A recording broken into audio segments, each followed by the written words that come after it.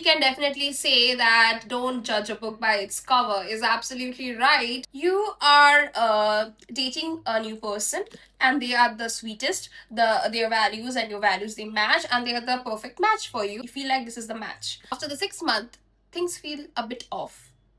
You try to fix it. You try to understand that what's going on. Maybe something is going on, and if they reciprocate and you guys work out, good.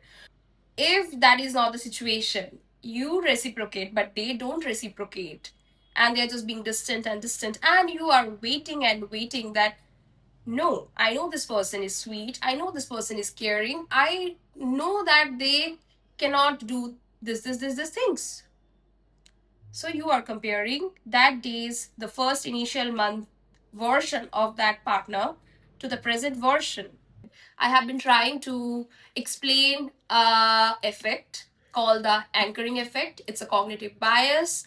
It's the way how our brain takes the first piece of information and then they will compare it to the current situation. Relationship, actually it's very scary, and it happens because a lot of people choose to stay in unhealthy relationships because they are having that first initial version that they met in their head and they're comparing. As I said, they're waiting because they have seen such a sweet and good side of that person, so they're waiting. So you're anchoring on that initial months or initial years character that person had, so they just try to stick by and wait that maybe someday they will change. I also want to present one example in this book. He says that if I presented people with this equation 1 into 2 into 3 into 4 into 5 into 6 into 7 into 8, and I also give the same equation but in reverse, the multiplication, I'm presenting the people with two equations and I ask them for the result, you don't get to calculate, you just have to instantly see the answer, what can be the output.